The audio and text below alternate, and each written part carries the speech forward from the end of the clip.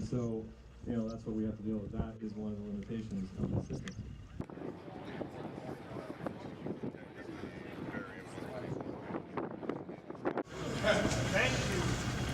Welcome to the classroom.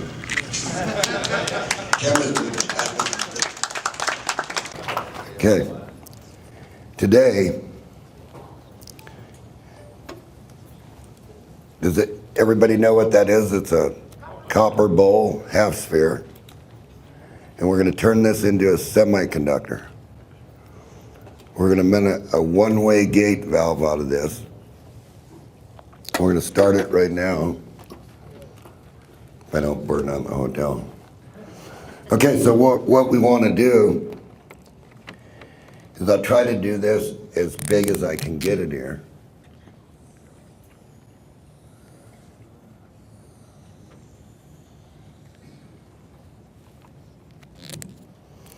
So we want to take this copper and heat it up. And it can be any piece of copper. You could fold it up. And there's two parts to this crystal cell. But it's more than that. It's an ionic crystal cell that you can use it and let it dry out and put it away in a cupboard somewhere. And as long as you build the correct circuits to run with it, you'll be able to make a light so that you have some form of light. And if you build the oscillator efficient enough, you'll be able to light up your kitchen table if there was no electricity with a couple of drops of water. So how we're going to do this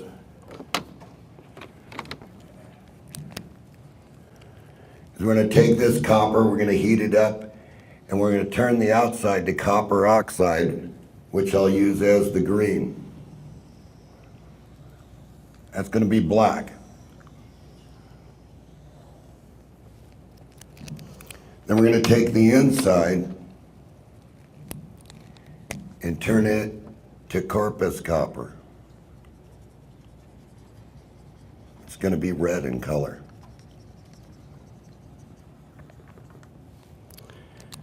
So basically what we're going to do is we're going to put this little layer on here with the heat on this. We're going to use this hot plate to let the copper in the air turn black. Then we're going to dump it in this, and all you girls should know this, borax. So we're going to clean it off. Okay, then we're going to use a pickling compound called elm. You want to pass it around? Elm. So go ahead and pass it around because I got a bag of it up here. 2 bags. And we're going to form the crystal with that. And by making a semiconductive piece of copper, it's getting hot, Chuck, up here with that. Okay. We want a one-way diode is what we want. Because we don't want to let anything back. We just want it to go one way. So we're going to put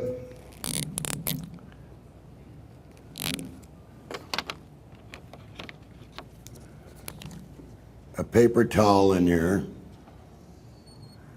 on this semiconductive material, which is also photosensitive. It would be an easy way to make a photocell with salt water, but you're not going to get very much current out of it. It's going to be really inefficient. But in this situation, it's going to be real efficient. So we want a one-way diode, and we want it going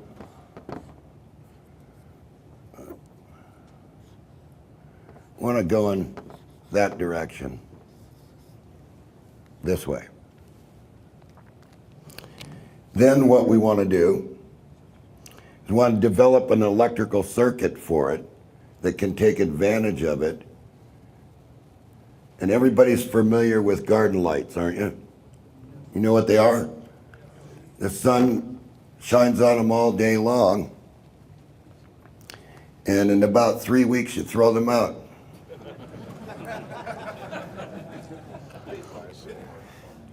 That's really familiar because that's money, right? That keeps costing you over and over and over. And when you think your garden light's gonna light up on the night that you want it, guess what happens?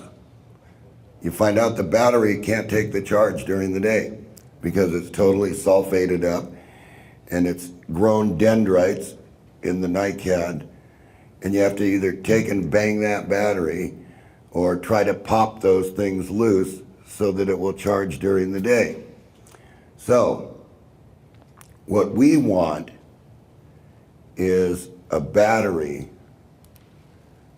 and if we do enough of these batteries, we can run all kinds of things. And what we want to do is, when we need this battery,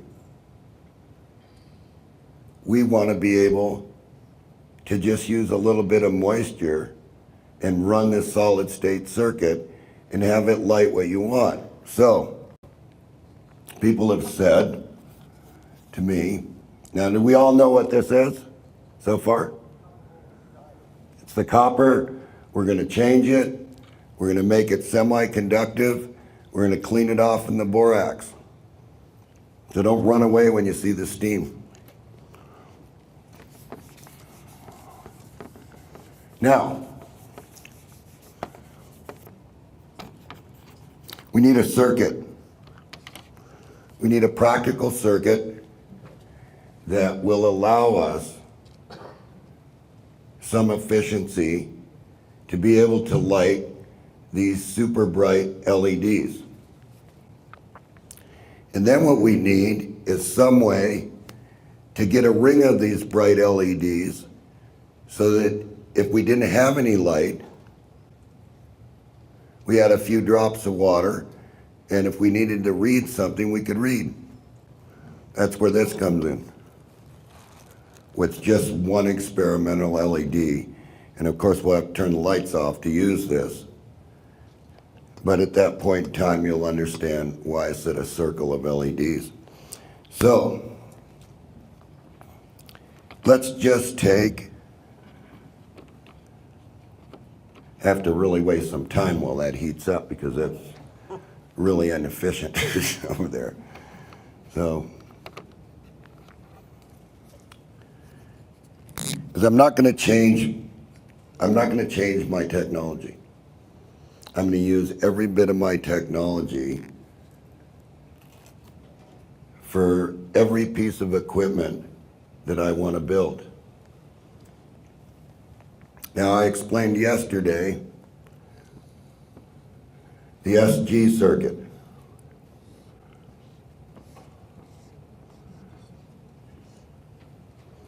Okay? Everybody knows it's got a bi-Fowler wound coil, is that right? Okay. So, we know that one of these coils, when the SG fires, is out of phase, and one's in phase. And then it flips around and does the other thing. So, all we need is some resistance and some drive off this, and we call this a force feed SG oscillator. And then all we need to do is put the LED between here and the ground. Now, from the patent that we filed under chargers that charge your battery in the moonlight, it's running the SG oscillator. It's been on the internet.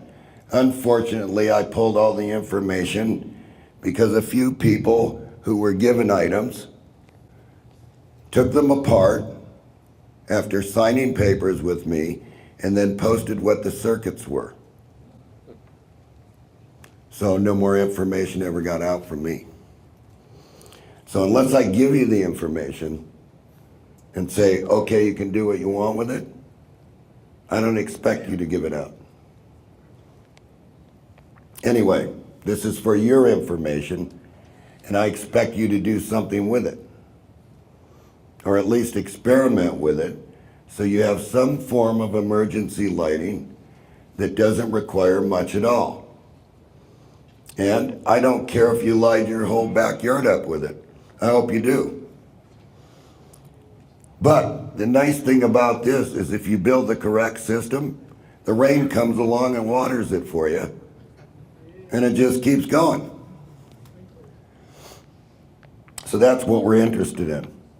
So we want to use the SG circuit, and we want to talk about how to get more LEDs on here at the same brightness.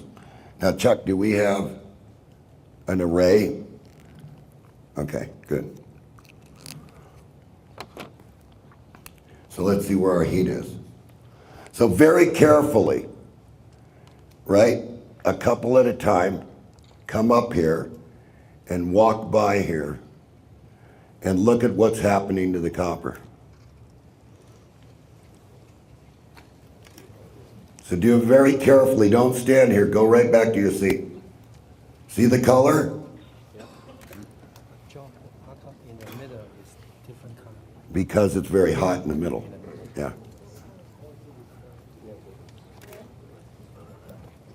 So have you cleaned it first before you did that? No, you don't have to clean it. I don't have time to clean it. I have time to make light. Yes, but soon it's going to go black. And when that makes the color black,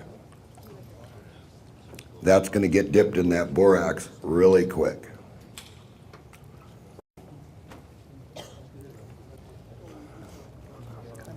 Okay, so now as they walk by, they can see it's starting to get black in the middle. And pretty soon that black's going to come up. And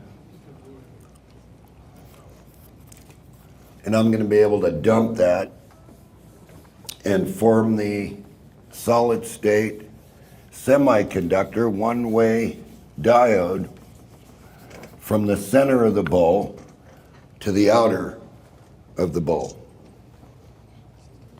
The next item is something that would take years and years and years to go away, and that's a chunk of magnesium. Can everybody see that?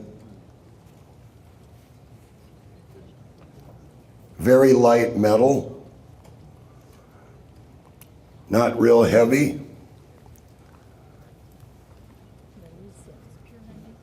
Yes, pure. Okay. I built one of these 3 weeks ago. What, off YouTube? Yeah, exactly. Well, now you're doing it right here. Yeah. Here's another one, another chunk.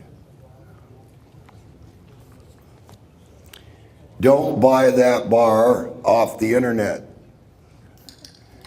because you will pay about $56 for that through a science internet site. Buy the anode they stick in the ground and punch the steel piece out of the center. What they do is they drive this in the ground to keep the electrolysis from the pipes. So, next thing you're going to say is, oh, it's one of these kind of batteries that this is going to get eaten away. Wrong. It's going to last a very long time if the solution surrounding it is the same material that's allowing the ions to transfer. That's going to be this pickling compound. Now don't steal my magnesium. or we can't have any fun in the parking lot tonight. So basically what I want you to understand, if we build the SG oscillator, we would be stretching out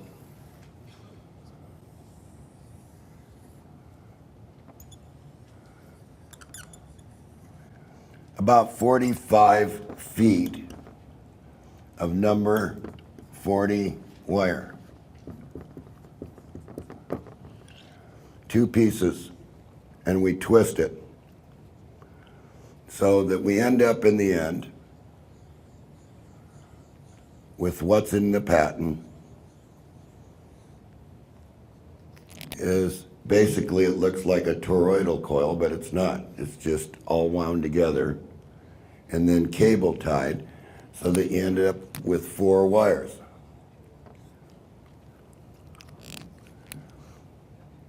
Then what we want to do is we want to build the SG circuit.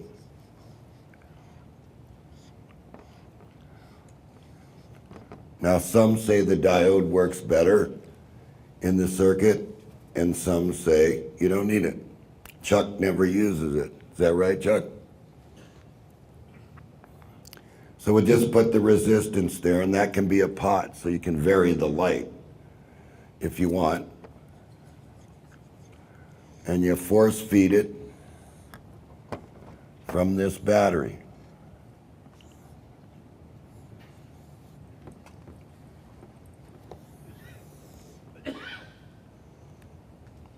When you want the light,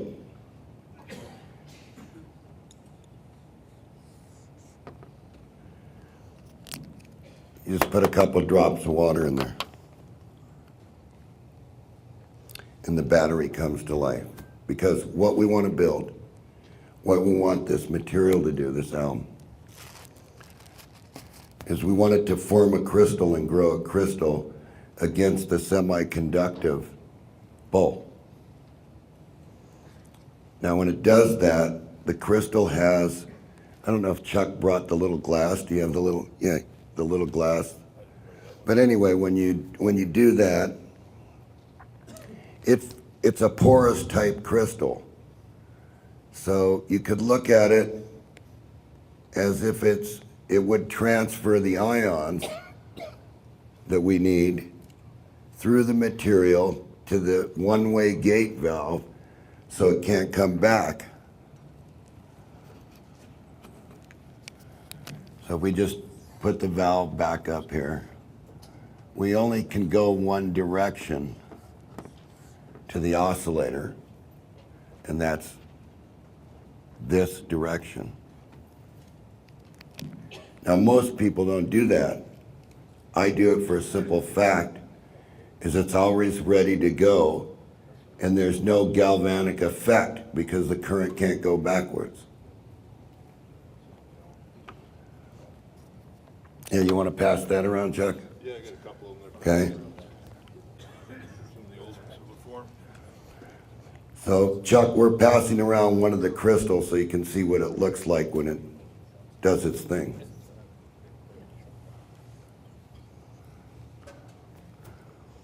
Well, we're starting to go black. We need a torch.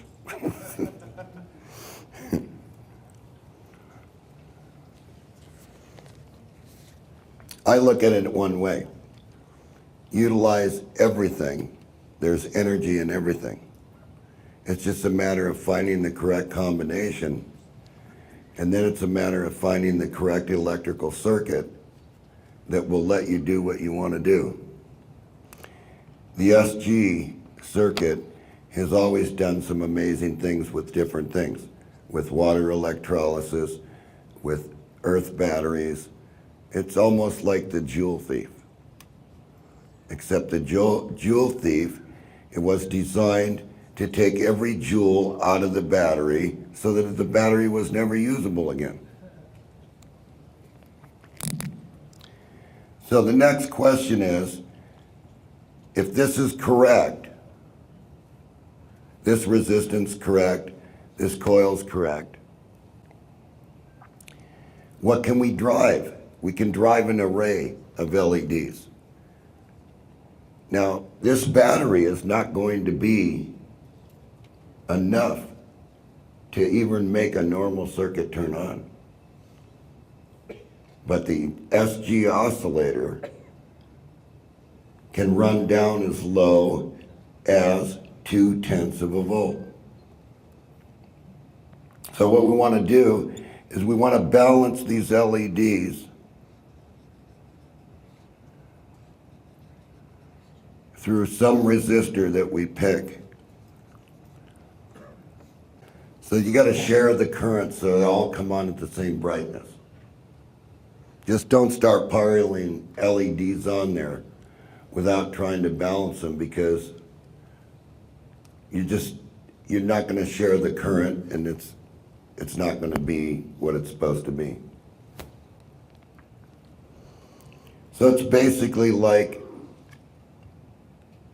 the output of any amplifier circuit, where you have to share the currents or you keep piling on. But this could be a multi-stage oscillator also. So it could have another oscillator here and another oscillator here and another oscillator here, and these batteries could start getting paralleled. And just leave them outside, because all you need is the dew. So why worry about the garden lights if you bury it? Why worry about any solar cells at all? The garden lights are on all the time. Ooh, now it's turning a really good color. This says it's working. It is now silver. If you want to come and look, come and look. Science groups, and it's an anode. Oh, okay. It's anode material. All right. So where would a guy look to go buy them? Surplus, metal houses. But still, you still have to find this stuff. The alum? Yeah, if you really want to pay, go to the grocery store. That's where we get it. No? Well, you can get it at the grocery store, but a spice company will sell you 100 pounds for barely anything. It's changing, isn't it?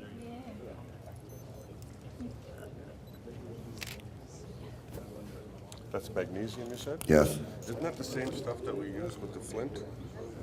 Yeah, but you got to have pure magnesium.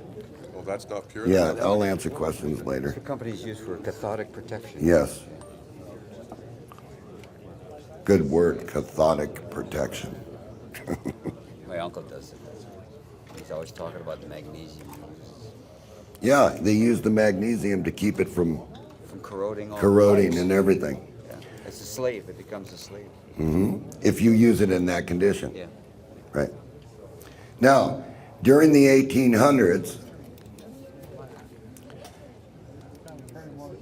Can't you use the anode from a water heater? you could if it's pure. It's easier just to buy the big electrode and do what you want to do.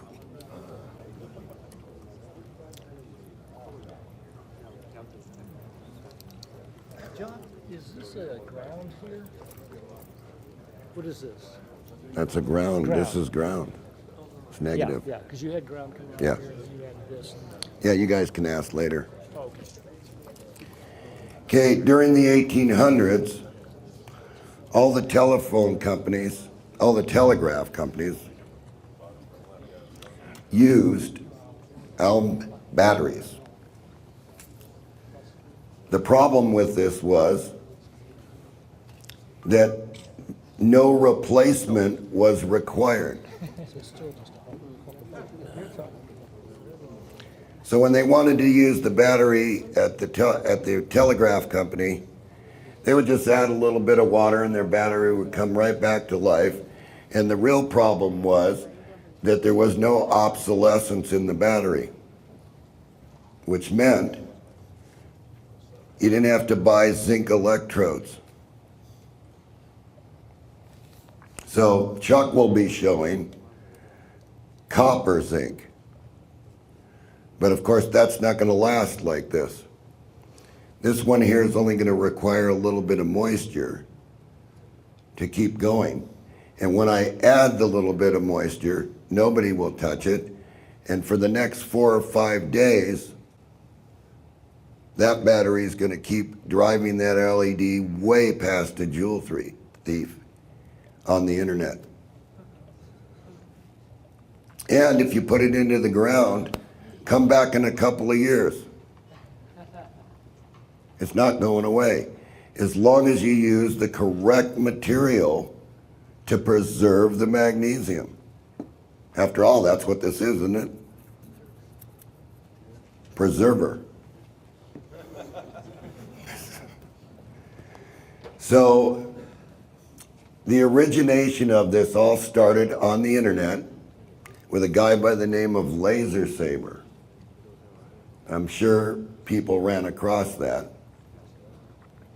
But the problem was, what did Laser Saber do? Does anybody know what he did? What else did he do? What happened to the magnesium? Right.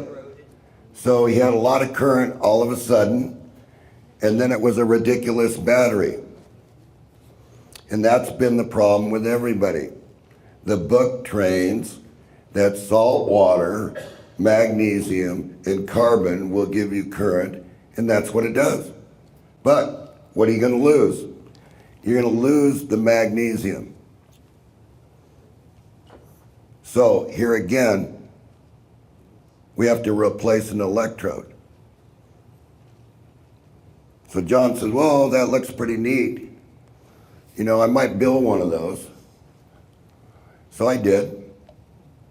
I bought a big graphite rod, and I bought this ribbon magnesium only to discover that the magnesium that they were selling is not pure, and it's full of pits to begin with.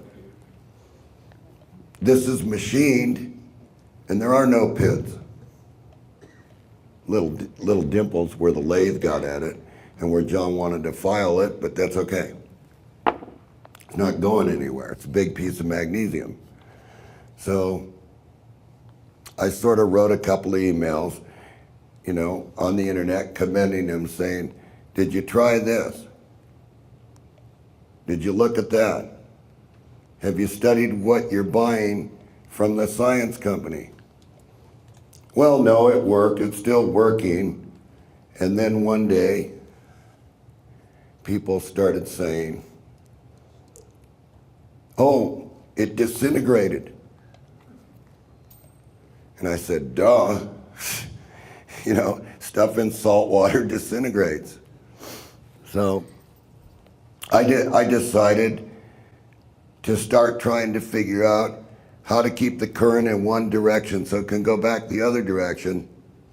And I said, well, the only way I can do that is if I make a semiconductive battery, you know, semi-battery that's conductive in one direction. So I kept doing it and kept doing it and kept doing it. And I'm not a chemist. Don't claim to be a chemist. But I can tell you one thing that I learned about it.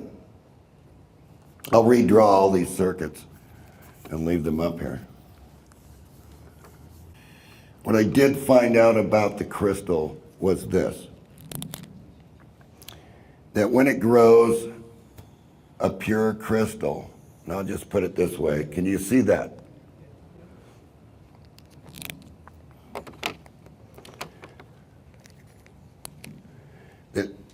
This crystal, for some reason, when it's working with this one-way gate, builds little tubes that run every direction. So I got to thinking to myself, wow, a crystal that you could see these little things and you could actually see the moisture inside these little tubes when you put it underneath a microscope. And so I was looking at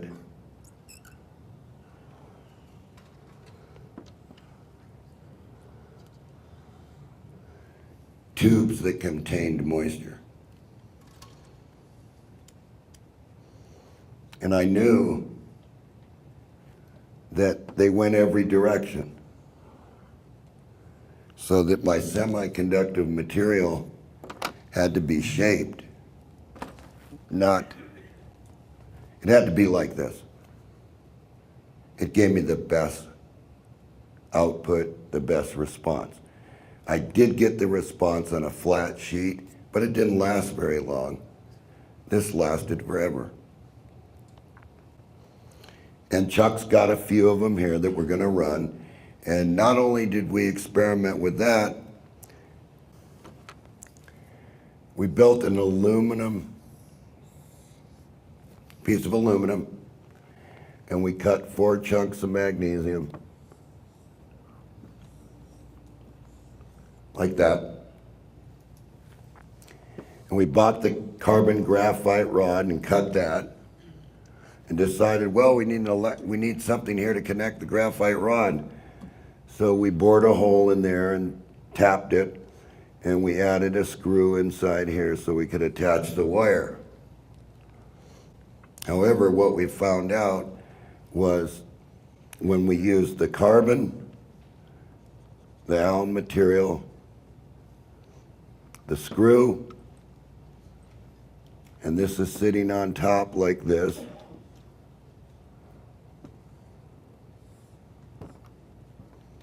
That would be minus, this would be a plus. That a very strange migration took place in the graphite rod. So I said to myself, well, no wonder all those batteries on the internet are failing. The iron wire that they're using gets sucked right through the graphite through these little tubes and starts to deposit between the material that you're trying to make the ionic transfer with. So you lose the battery. So I discussed all kinds of theories.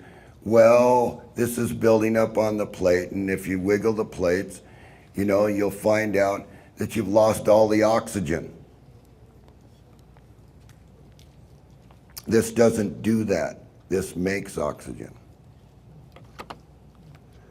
So, boy, this is going to take forever. I wonder if we can turn it over.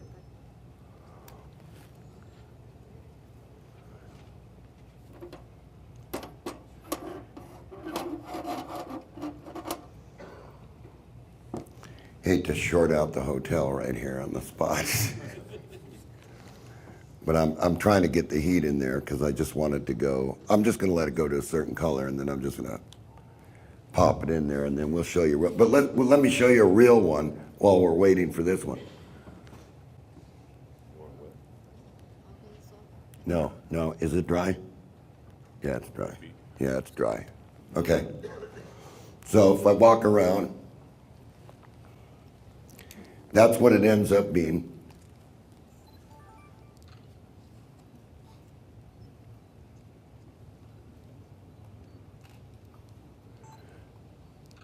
So now how do I utilize this, right? Well, I have my oscillator.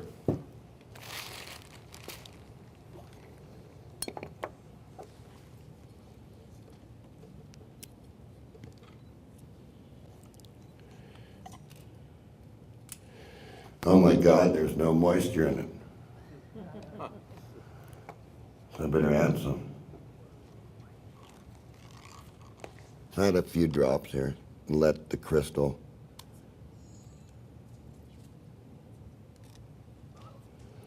suck it through.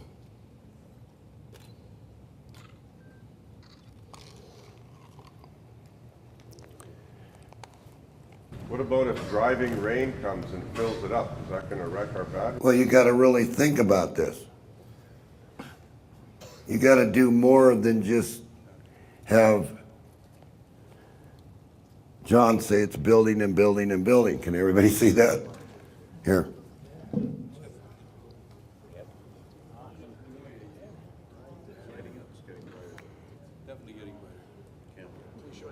And it's a one-way gate. So there's nothing going back. There's nothing being generated here. You can feel the crystal. Yeah.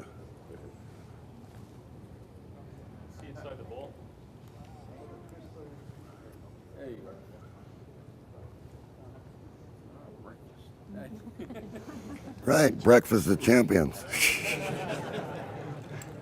Hey, look, we're getting black.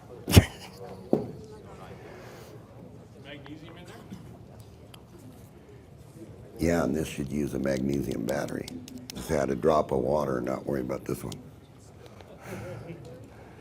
Yeah, same material, semiconductive copper,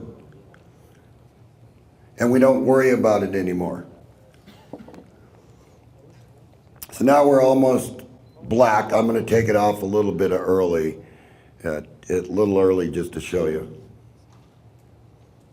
Now the next part of this is something to put between the magnesium and the copper and the semiconductive material, which we just use a paper towel. By the way, Laser Saber would never talk to me again after those questions. And after I came on YouTube and said, oh, look, if you use this material, the magnesium doesn't go away. Because there's some protective thing in this aluminum that makes your pickles crisp. Oh. By the way, let me show you something about this battery. So on the energetics forum, when we were talking about doing this and using galena, and we were talking about using iron pyrite, and you can all go look at the whole conversation. Don't believe John. Go look at it. It started with a stubble field work on my pages.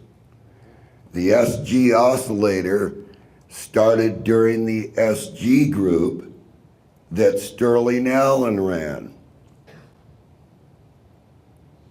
The oscillator got taken apart on that group and spread out on the internet before the patent was out. So anyway, the unique thing is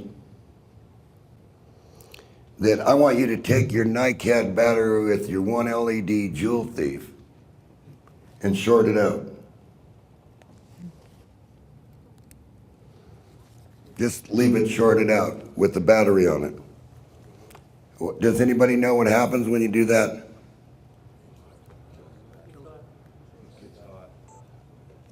Do you have the chance of it exploding? Try that with a lithium. I did with a helicopter. Flash. So anyway, it was a group effort on the Energetics Forum to find out how these crystal things work. You weren't gonna hear it from anybody that was gonna work in the field. They weren't talking. There was John Hutchinson, there was Marcus Reed, and many more before him. They weren't going to tell you a thing. And when you got too close, the internet site disappeared. So, point being, that we started a group called the Earthlight, Bedini Earthlight. And we went through cement, we went through cooked copper. You just go there, you'll find it. Aaron ran that, Peter's partner ran that. And anyway, see, doesn't care. Didn't destroy the magnesium, got a little brighter.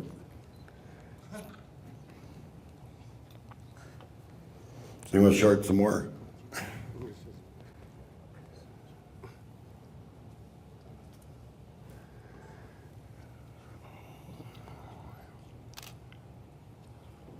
We're black. So now what are we going to do with it, right? Yeah. If I wasn't so blind, I could do it. I'm just going to cut it.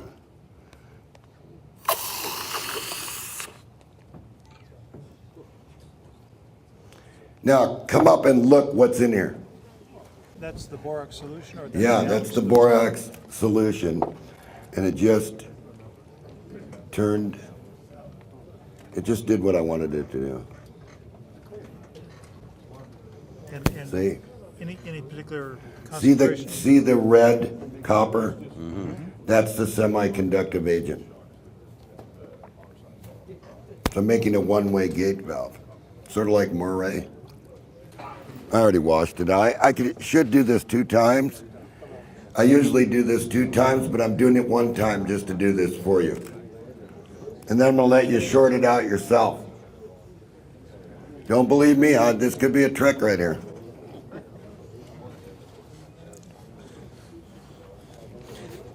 I've got a name for this. This is John Bedini World. Yeah, you could say that, but you're gonna need it. Yeah. It's beautiful.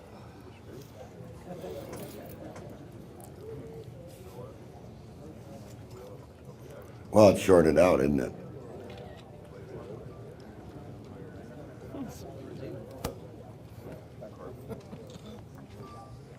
And if you take the short off, it comes right back on. No, that's an illusion. That's an illusion. Well, of course. It didn't destroy your battery. No.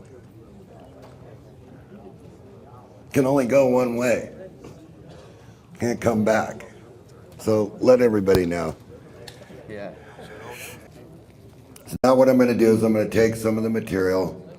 Now I'm going to put it in the bowl. Just like that.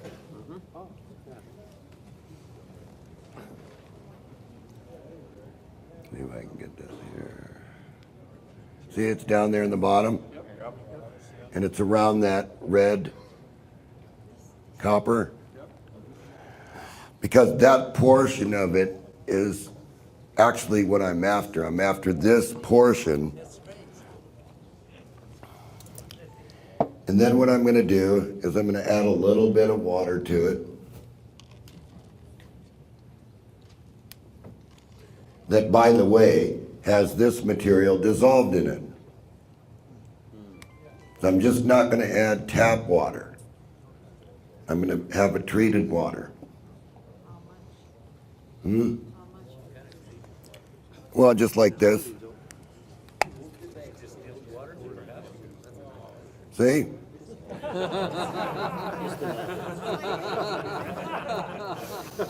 You don't need to be an Einstein to do this. Einstein doesn't work here anymore. This is nature.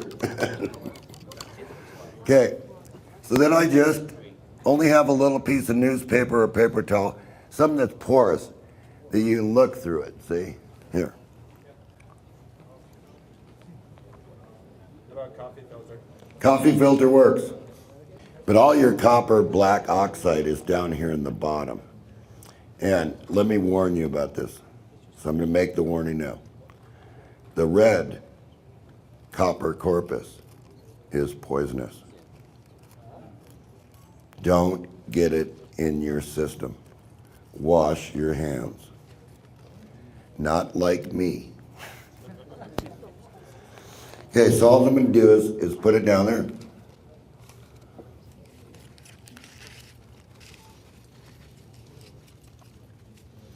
Just like that. Now I'm going to take the magnesium and smash it down in the bottom. Then I'm going to take and I want to build the crystal.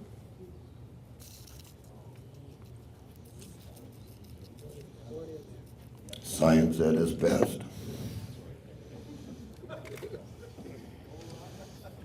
So there it is.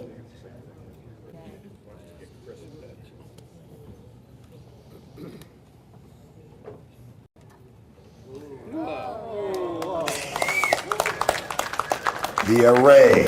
Now, that's pretty dry crystal. I need a crystal.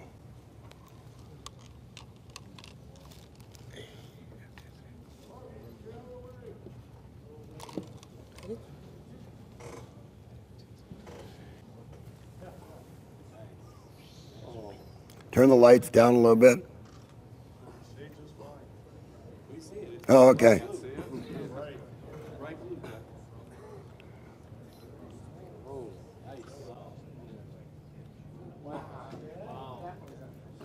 Believe me, I get in trouble at home because I do that to the wife. I go, hey, is that right?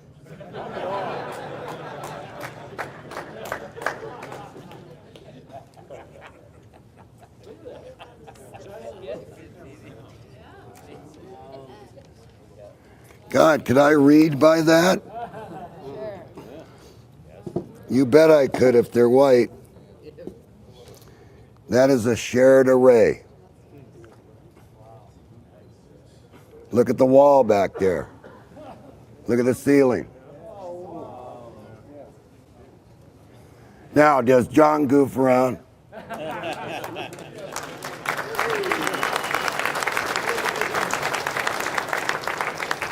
The SG circuit.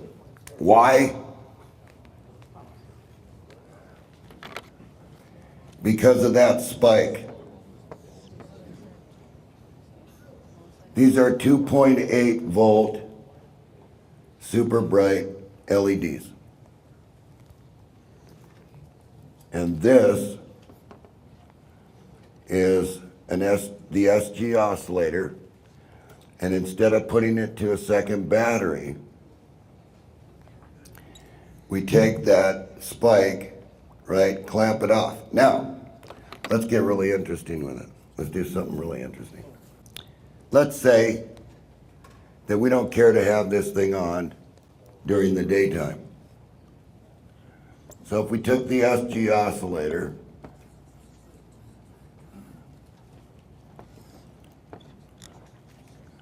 and our LED array is out here. Okay, really simple. Solar panel, never to be used except for the detection of light.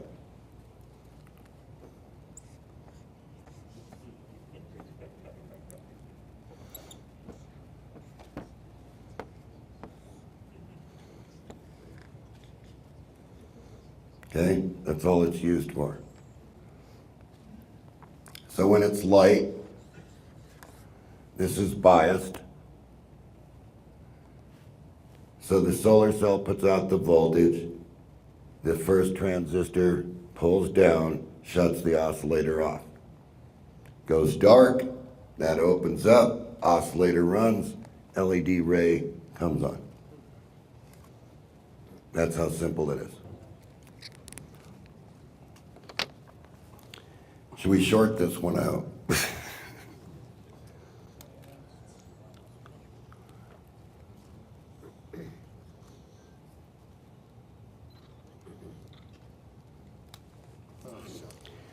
So we want to let it sit for a while because in some known cases, if you short them out and come back, they have more energy. Now, what can we do with this, right? Well, this has quite a bit of current, probably on the order, just the way it sits right there, of 300, maybe 400, almost a half amp at 1.1 volts. So unshort it, array comes on, crystals forming, and it's going to stay there. So we'll leave it there. We're going to leave them here. Now, what can we do with it? What else can we do with it, right? Can we get anything from it at all that's beneficial? Yeah. Come up here. One at a time. Just come up with a line. Okay, now what I could be doing is taking my phony flashlight batteries, right? Yes. And recharging them because the radiant will recharge the batteries. I could take NiCad batteries and be recharging them with the spike from the SG motor over there. A whole bank of them all at one time. And I could turn around and put them in whatever I wanted.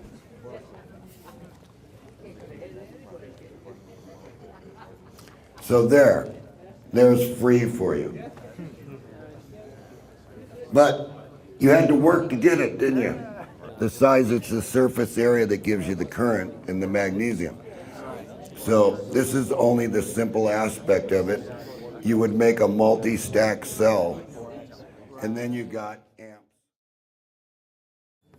Here's how you would charge batteries with it.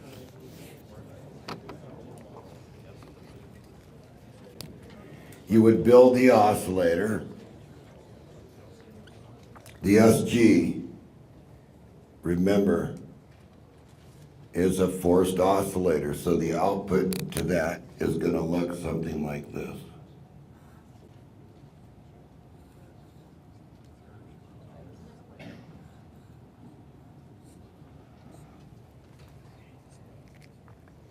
These are the spikes. So you would just do the same old good old boys trick with the diode, and you would put the appropriate number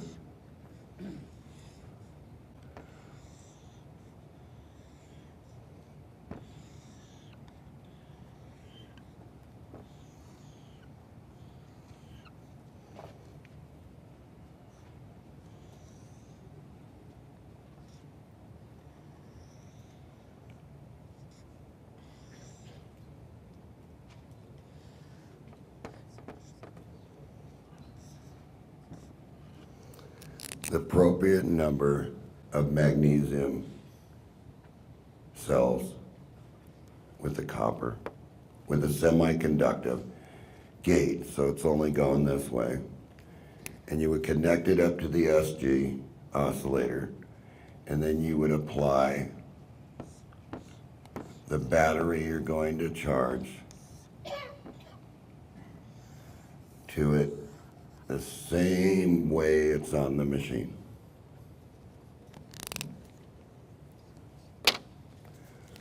And that only cost me a couple of drops of water.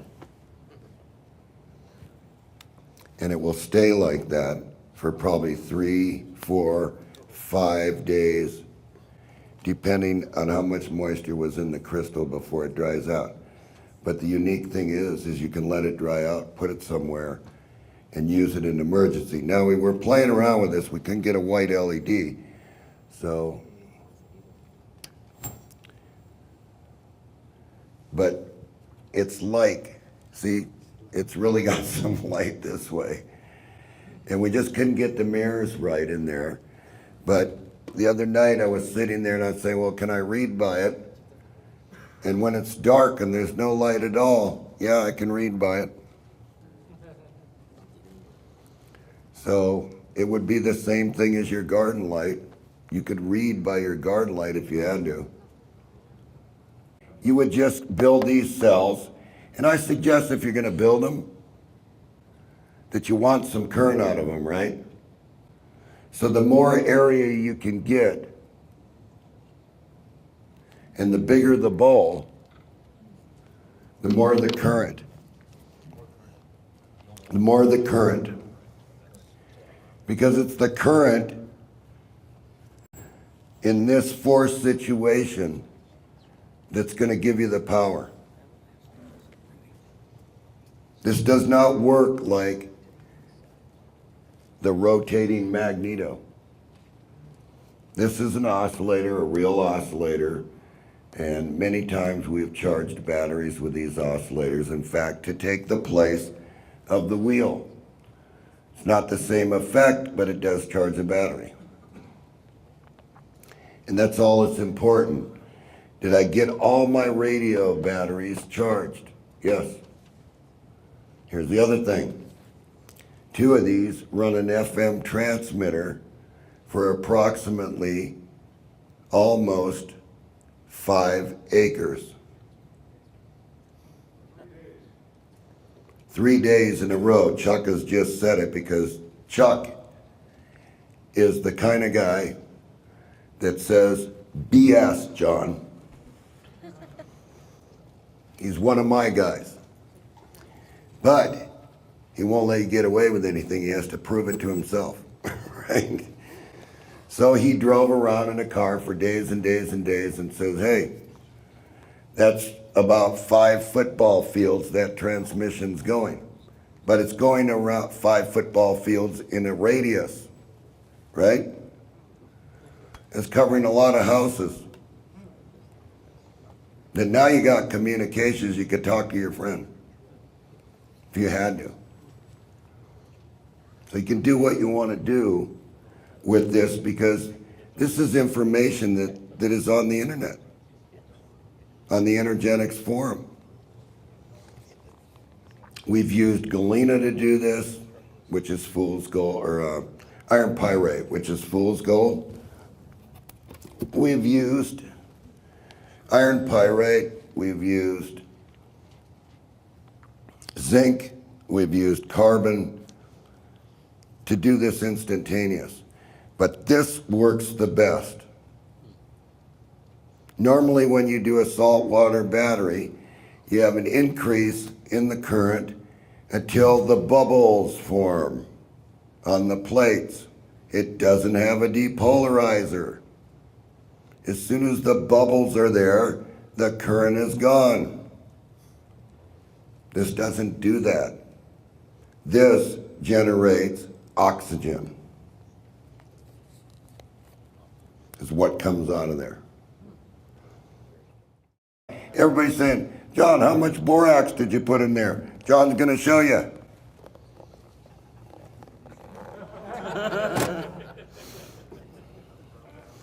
And he stirred it up.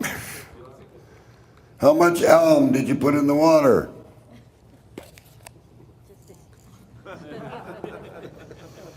Doesn't make any difference, does it? It's not real critical. It's not rocket science. The bowl, you guys want this circuit? Do you want to take pictures with your camera before I raise it?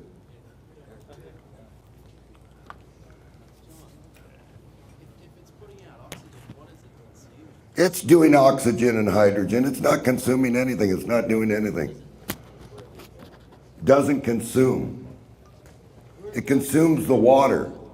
See, long before anything happens to the material, it's out. The crystal's dry. I've had them running for 6 months straight, just like you see right there, by adding a drop of water every day. Nothing is being consumed except the water. Yeah. Well, there's some kind of nanostructure that's taking place in the crystal. Yeah. It's growing, almost I would call it a cauliflower crystal. That's exactly what it's growing. Oh no, it keeps growing. It keeps growing until it consumes the wire.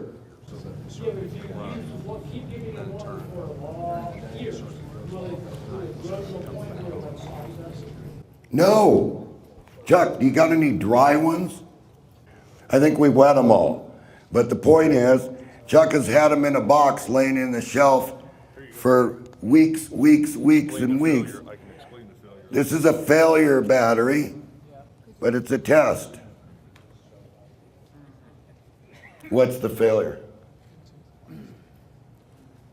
The failure on this one is, I was experimenting with the one-way gate.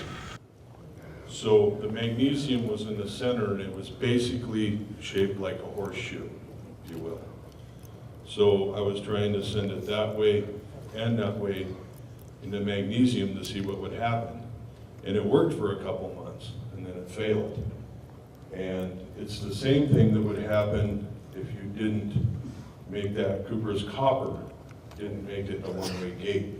You just had clean copper and used it normally. It'll work, and it will work for quite a while, but it won't last like that. So that was an experiment. I got a couple others up here when we go on break. You can look at, we'll leave them out all night, leave them on all day tomorrow, and when we go on break, we can talk about them, and I'll answer some questions on them. and show you various experiments that we did with them and explain to you why they failed, at least why I think they failed. Chuck's precise. He's a great guy to work with. He says, I don't believe you. I have to do it myself. Anyway, the point is, that's why I made it semi-conductive, because I knew of the failure that was going to take place. You must make the rectifier if you want it to last. Does it matter what kind of water you use? Distilled, well, spring? No, see, this is not your normal water anymore. So it doesn't matter if there's other... No, I don't know. I'm waiting for nature. I want it to rain, right? No, it does not make a difference what kind of water you want to use, or you're on a well. Then just mix a little bit of this together, and you're gonna have it's gonna have some minerals in it. And you know how you tell if you're gonna get a failure out of it and you need to change the water? This will change color according to the mineral that's in the water. Does that answer one of the good questions? But you can do what you want to do with it. So Chuck, now do you want to tell them anything? You want to just put these over there, let them run? Does it continue to create more crystals? Yeah, it does. It grows. It's like it expands out because you're watering it. You would mix up this solution to water it. Unfortunately, maybe you can't. So you're going to depend on rainwater then. Or you're going to depend on whatever water you can get. But you want enough of the material in there to where the water changes. It runs down these little tubes I told you about that I've seen underneath the microscope. And the moisture stays in there because we watered this one and it's dry. So it's just going to the magnesium. It's not very wet. It's not, it's dry. But there's the light. So it's burning the water up. And I have been in a position with these to hear them hiss. They will hiss at you. They will go, and they'll let out a little bit of the gas. But most of the time they're building a crystal, and actually what's happening is it's building the crystal. And I noticed that. That's what I was hearing, was the crystal growing. Because I sat there and I just listened and I listened. And all of a sudden I'd be sitting there doing something on the computer on that group, and I'd hear this, and the crystal would grow. Does the alum disappear? No, the alum stays right there. It's not going anywhere. After a while, does it get too concentrated? No, not that I found. And I've been running them for months. Actually, I've been running them since the last conference. With what I've just showed you. By using these bowls, I've been stringing them together and running different things, and I think I even put some YouTubes up and posted it on the Energetics forum that I showed you the motor running, charging a battery, running off one of these. So you can make the motor sensitive enough to make the one-way gate like this. It requires some patience to do it because of the bearings. So Chuck wanted to make a 16-pole motor. I guess that's 16 poles. And we wanted to do something with it. We just didn't want to waste it. So we wanted to charge batteries with it. I've been able to charge NiCad batteries, just line them up and let them charge.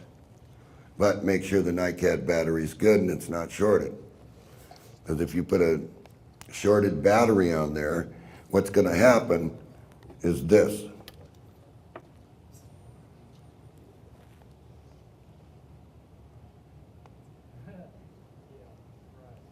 You're not going to oscillate. It's just going to go out.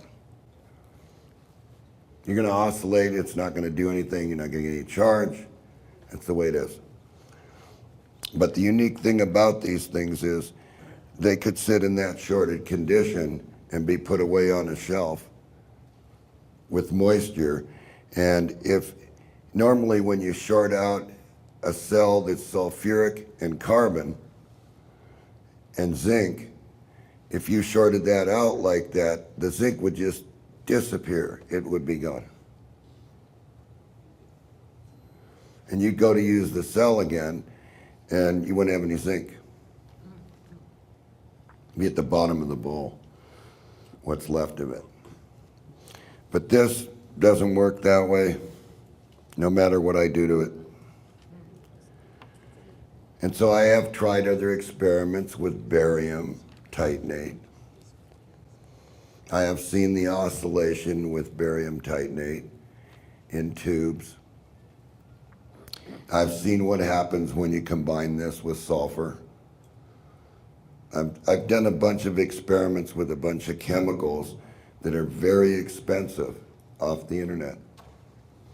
So I have spent thousands of dollars finding out how to get the best flow of current through these without eating up the magnesium.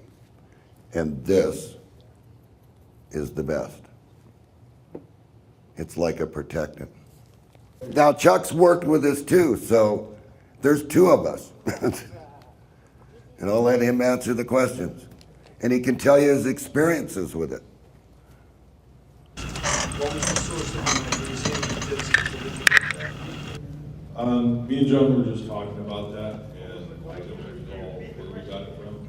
Some of it we got from a science company initially, and it was Science services, you need to go on the internet, type in magnesium rod. It's going to take you to a company that's just going to rip you off. So what this material is anode material sitting in warehouses with bars of magnesium from me to the wall. And they chop it off and you get it so much a pound. So you need to locate it yourself. And once again, that's the oil companies and pipeline companies who typically use that. So it's purchased in bulk, so it's a big savings. If you find somebody in your area that does cathodic protection for pipelines or gas lines or any kind of hydro underground stuff, they'll use magnesium all the time. They have sources of magnesium. So that's where you probably get. So look for cathodic protection companies, and they'll have magnesium to sell you for by the pound. And it's Thank cheap. you very much for that information. If you get it like that, it's cheap, right? Yeah, absolutely. Yeah, it's very cheap if you get it exactly like he said. Okay, the question is the separator material. Just lets the ionic transfer through. It's like a separator in a battery. Constructed just like a battery, it's a separator. Now, we did experiment with a lot of different insulator materials. And I can tell you, the two best things you can use is a white coffee filter, because it doesn't have all the contaminants in it that the brown ones do, and a white paper towel. Stay away from felt and those kind of things, because that becomes really tough to work with and it doesn't work very well. Question is, are you limited to your amperage? You can series these and you can parallel them and build on that. I've showed that in some of my videos too. If you go on the internet, on YouTube, and search for Woodchuck H, you'll see all my videos up there on the various crystal batteries and earth batteries and air batteries that we built. And you'll see that we can series and parallel those, and it is beneficial, yes. Yeah, Woodchuck H. Is there a video of you just running an SSD current battery? I don't remember if I have one up there or not. I know John does. So you might want to search his. As the crystal grows, is it better to clean it up or just let it grow the crystal? To let it grow or to break it off and okay.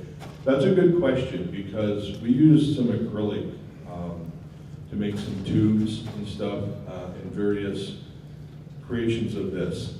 And that crystal grows and it is extremely strong. It will break acrylic glue, it will break acrylic, it will break super glue. Those crystals are very, very strong and they keep growing. So the thing to do is in these copper bowls you can see that in these final designs there's a lot less there and they're bigger bowls. And that gives you a lot of room for expansion. So when you start experimenting with these, leave room for expansion.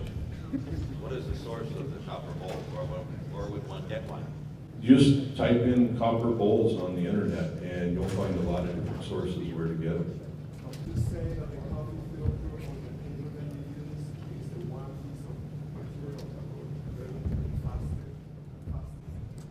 No, it won't actually degrade because when we go on break and you come up here, not the new one, but these old ones, if you just lightly touch them where we didn't get them wet, it becomes like a glued surface. If you've ever taken Elmer's glue and just smeared it on paper, let it dry and pick it up, it's solid. So that's the thing, it doesn't degrade.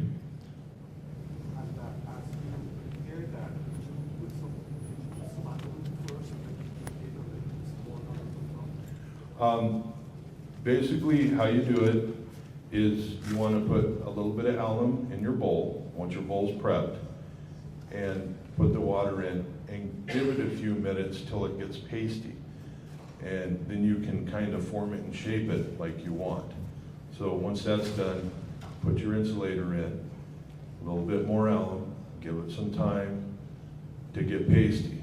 So you want a good contact surface. If you noticed when John passed that piece of magnesium around, he had shaped it a little bit on the lathe. So it's the same shape as the bowl. The big thing you got to remember here is surface area. The more surface contact you got between your two dissimilar metals, the better the performance you're going to get out of it. Next question? Like, when you put the bowl into the water, the heated bowl into the borax with water, how were you able to distinguish between the red copper from the black copper in the exterior? Okay, the question was, when we heat the bowl, distinguish between the red copper and the black copper. That bowl had so much surface area that this burner didn't really have enough heat to cook it really black. So you want to get it really black if you can. And the best way to do it is using an electric, one of these electric ones.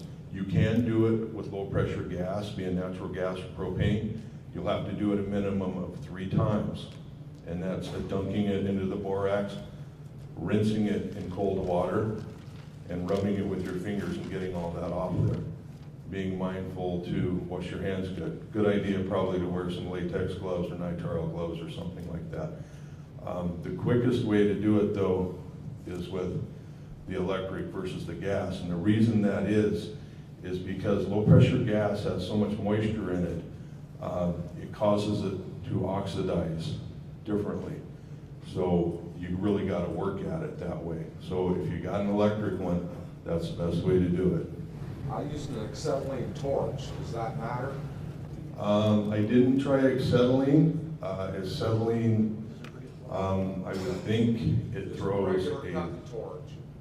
Yeah, just a regular propane torch or natural gas works. Those are clean burning. Acetylene is not clean burning at all. And I wouldn't recommend that. It's a very high temperature that's made for melting metal quickly, and the oxygen blows it away. I heated mine until it was almost glowing red and then dipped it in the borax. Does that matter? You can do that, but it won't work as well. So once you get it glowing red with the propane or natural gas, take it off and let it set for about 3 to 4, maybe 5 seconds. It's a visual thing when you look at it because it will turn black as it cools off from the red. And then at that point, you dump it into your borax solution. Great.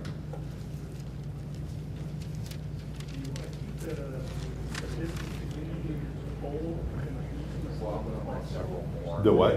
The distance between like the alum, the bowl and the magnesium, given as little as possible. The question is, Surface area is what it's all about. between the bowl and the magnesium, can you use too much alum and get too much distance in there?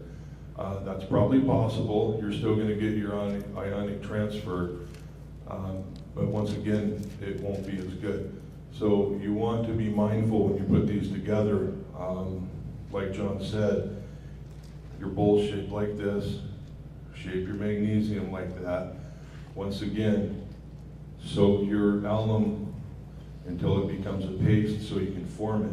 Once you got it formed, don't mess with it, let it sit, and then go from there. Just a thin layer. I mean, it's, once again, like John said, it's not a rocket science thing. It's kind of a common sense thing. Get them kind of close. Don't try and do them 1/4 inch apart or something like that. Eventually, the bowl starts to fill up with the alum crystal. You stop adding alum to the water. Keep adding, or what happens? Yeah, you don't have to keep adding alum water. You can just add whatever kind of water you want. I prefer using distilled water in the ones that aren't going outside, just to keep them, keep contaminants and stuff out of there. That's one way to do it. But if you got it sitting open out here and you're in a dusty environment or something, you're getting contaminants in there anyways. You can cover it with a paper towel or something to keep some of that out. But what we're seeing with these in this configuration is they seem to keep working and working. To increase surface area, like the holes through the magnesium. No, the question was drilling holes through the magnesium for surface area. What we mean by surface area is, if you look at the copper bowl up there, those are 2.5 inch, I think, copper bowls are 3 inch. These are 4 or 5 inch. So what we mean by surface area is more material of each. And that's going to help give you that little bit more amperage output is what it's for. It's not really going to change your voltage because in this configuration, you've only got one potential. It's like if you do zinc and carbon, you're usually limited anywhere from 0.9 of a volt to 1.2, maybe 1.3. In these, and with the carbon and magnesium, you'll be around 1.8 to 2.4 volts. So the surface area really won't change the potential, but what it does is allow for more current. The paper is merely an insulator. If you stick two similar metals together, you're not going to get anything. The alum would keep them separated briefly, but if they short, what's going to happen is just like John showed, for those of you that can see this, it's just going to be basically shorting, and that's what's going to happen. I'm just touching the two metals right there. So that's what's going to happen if you don't have that insulator. Have you tried a large one, say a 10-inch bowl, or with a lot of surface area? Well, we have built some bigger ones, and they do provide a lot more current. The thing is, it just depends on what you want to do with them, experiment. Yeah, and like this one with the 5 LEDs, if you, when we come on break and you guys come by and look at these, you'll see that the coil I built in this one is quite a bit larger than the rest. And most of them we build around 40 to 45 feet using number 40 wire. I built quite a few 50 to 75 feet using number 30 and 31 wire as well. The thickness of the magnesium itself, just common sense can't just chunk. Yeah, because Down to a 1/4 inch, is it go anywhere down? Yeah, the question is the thickness of the magnesium and the surface area there. Once again, it's up to you what you want to do there. A chunk of magnesium that size is going to outlast every one of us in this room, and this will keep on producing electricity. You can go bigger, but you really aren't going to gain anything if you don't have the same surface area with your copper. If you have the same surface area width-wise, but it's only a quarter-inch thick, so it's a half inch thick, is that what you're doing? What's that again now? Okay, magnesium, right now, easy to put in there like a half inch thick or three-quarter-inch thick. Uh-huh. Okay, what if it was the same diameter, like it is, only a quarter-inch thick? What would that be? It's gonna basically work the same. You're not gonna get anything different there. The thickness isn't so much what it is, it's that touching surface area. So even if it's 2 inches tall and 2 inches wide, it's not gonna make a difference if it's a quarter inch tall and 2 inches wide. But if it's 4 inches wide, then that's where you're getting the benefit out of it. If the magnesium is flat sheet, you can use a flat copper with a around it to contain moisture. There's a problem.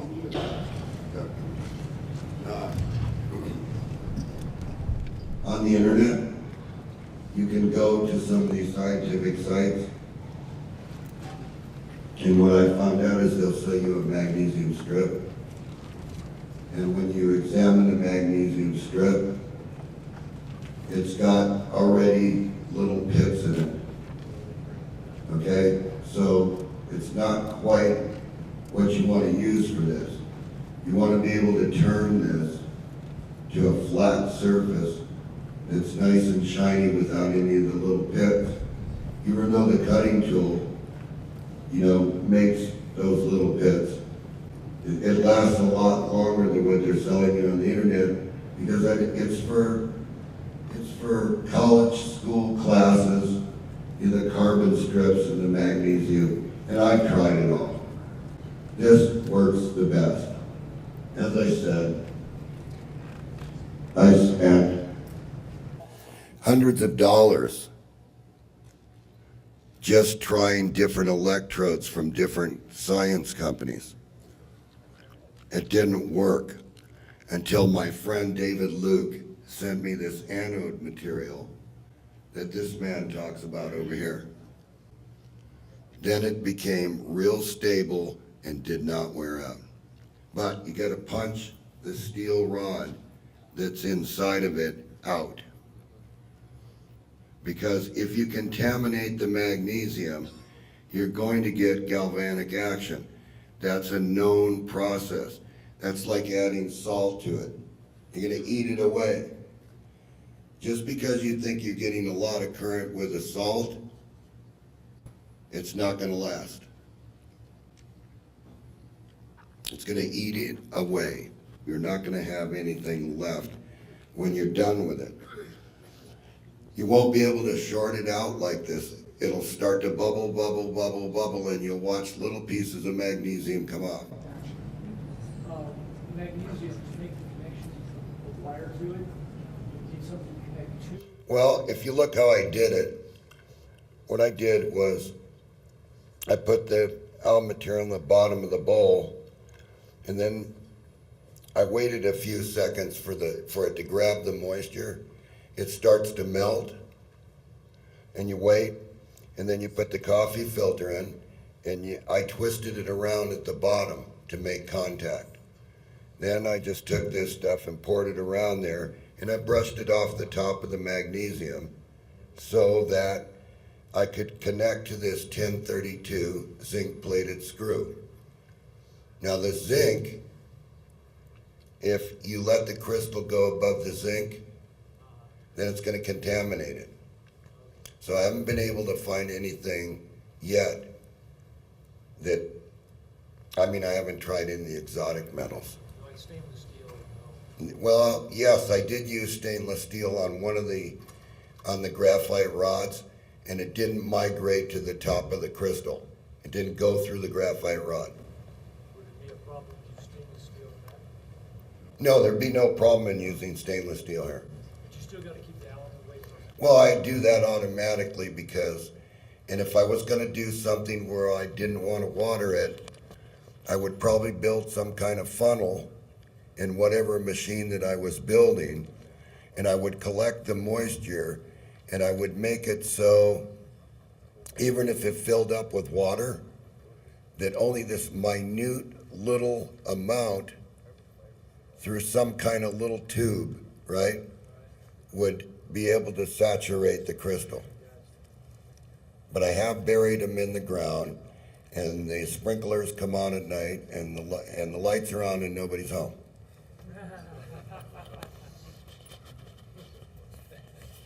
Yeah. Does it have to be pure magnesium? Yes. Be a, like a mag wheel is magnesium, aluminum? No, no, you want pure magnesium.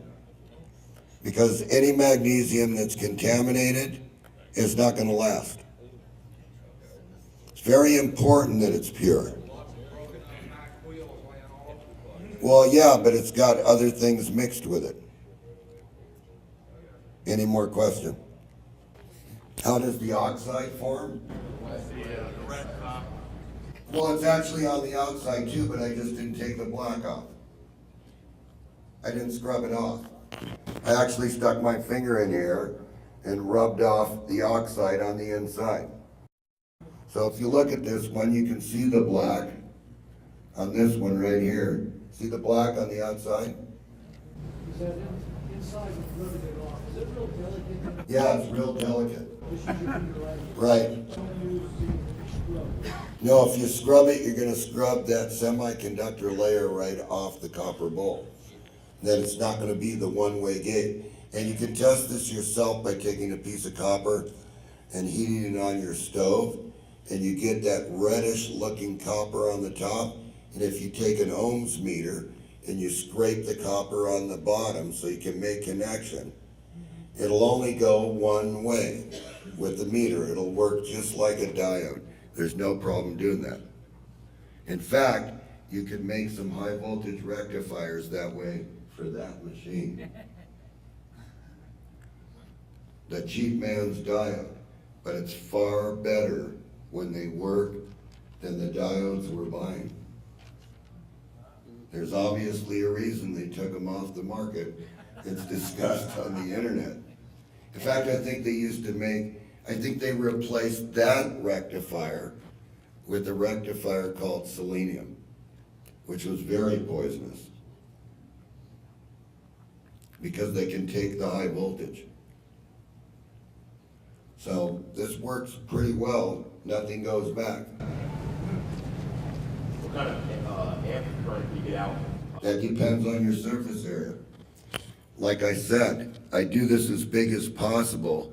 So this is probably producing, if I was to do it all over again, recook it again, get the best semiconductive material I could on there, start over, use the same chunk of magnesium, I could probably get 1/2 ampere at 1.1 volts. So it's not that it doesn't have enough current, it does, because it wouldn't run the oscillator circuit if it didn't have the current. The cell is probably 0 like this when it's dry, as far as the curve goes. And then you add the moisture to the crystal, and it's gonna pop up like this, and then it's gonna stay like this until it dries out, which it's gonna fall back down. So it stays with this eye continuous. It's staying right there. Now, if I add a little bit of moisture to it, then it's gonna come up a little bit more. This line will move up here. So when we look at the crystal batteries, I'll erase it, and then if somebody needs it, I'll put it back up.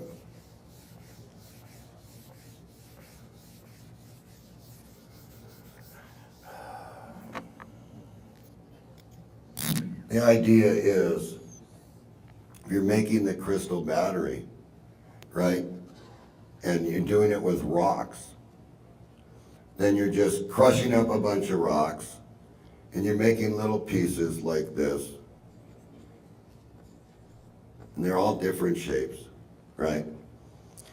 And whatever you're cooking this mix with, which is usually barium titanate and a few other strontium and things like that. Okay, I don't want to work with those chemicals. I don't want you working with them. They're chemicals you don't want to work with. You don't want to be cooking this on a stove and breathing that. So, when they say, well, we built a crystal battery, right? They say, okay, look, this one's alive, it lights the LED. It's doing the same thing as that, and it's just running along like that.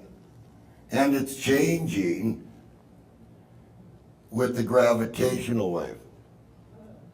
It's known from all the reports that crystals, if you can detect it, will change with the gravitational waves. So the point here is, yeah, I can keep this for 2 years or 3 years or 5 years, but I have no output. I have maybe 0.15. Well, what can I do with that? I can't do anything with it. Yeah, I made a crystal battery and it lit the LED, you know, because I had a string of them. But I can't do anything with that. I need something that I can do. I need to be able to generate something that I can tap. You have to have something practical. If you have no power, and if you have no power at all, and you can have light, and you can recharge an iCAD battery, that's practical. You know, I've never been able to get anything more than 0.15 to 0.25 out of grinding up rocks. And that means going out in the front yard and picking up all the white and gray rocks and crushing them all up and buying these iridium electrodes and everything else that this does better. It lights the first time. I don't have to work. I can do this easy in my backyard. I can light my whole backyard up for a couple of drops of water. So it's pretty practical. And if you needed an emergency light or an emergency beacon or an emergency transmitter, that's the way you would do it. You would look at it practical. You wouldn't look at it, I developed this and blah, blah, blah, and I'm tapping the ether and all this. I wouldn't do it. I gotta see it in front of me. And you gotta see it in front of you. So you know the way this works. It's burning the water. We can get little drops of water off leaves in the morning. Doesn't make any difference. But this, when I really need some power, where am I going to get these chemicals where they're shipping you, you know, maybe a little bottle of chemicals like this, and it's costing me $200. Why am I going to do that? This is expensive enough. The copper bowl is about, I think about $7 each, this size, and then $3 each, and then some other one that's $10. Now there was one copper bowl that I did order, didn't arrive.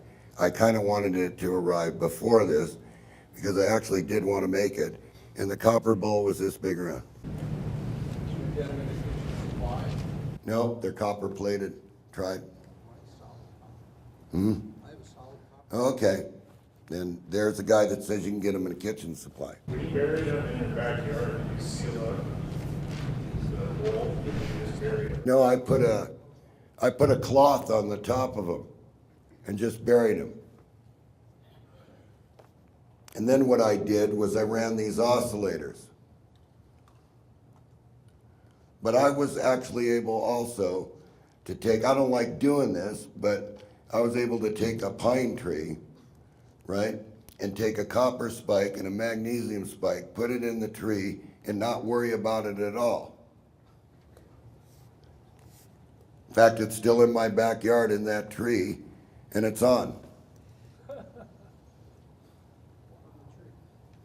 Off the tree.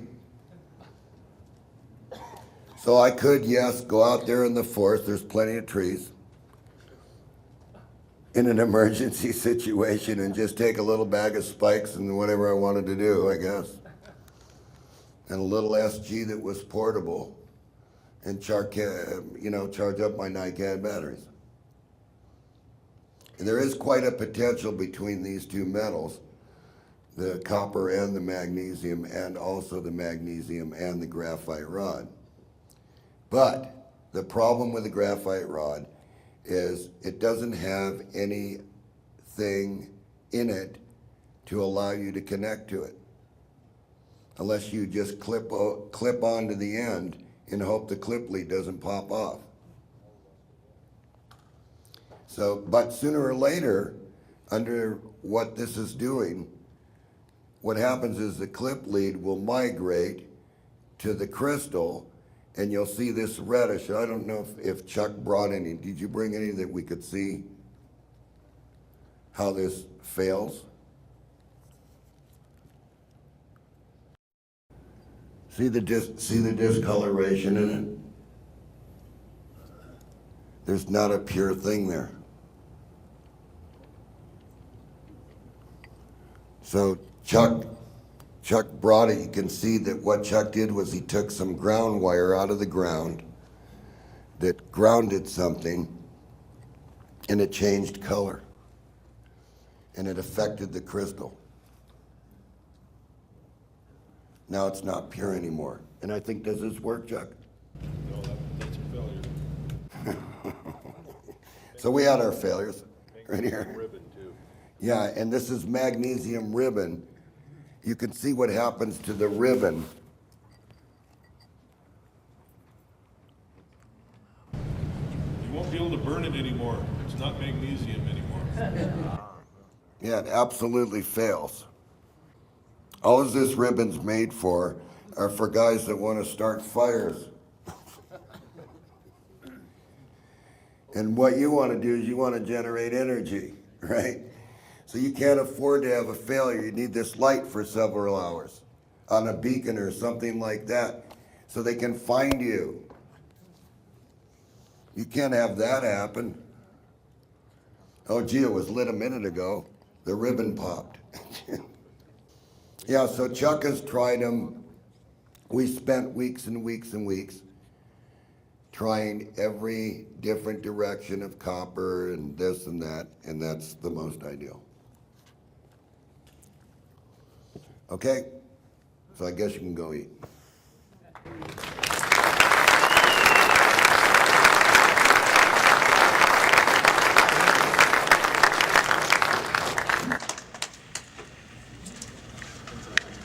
Bunch of different layers, what circuits I used and why I wanted to coil. Now, I'm not telling you this is the way the magnetic spins are. I'm just telling you when I hooked it up. 2 hours of sleep the other day. This is the way they went. All right, so I need 2 And I wanted t-shirts. him to go that way. I wanted him because I wanted to understand what is it that drives the rotor rod. When they're like gyros. They're like one wheel against another, and they make gear ratios. So how much is the book then? So depending on what that wheel is and what angle that wheel is that's rotating, it's hidden to your I already have a signed shirt. I how watched much it. torque the rotor's going to develop. So I'm trying to tell you that. I'm saying, okay.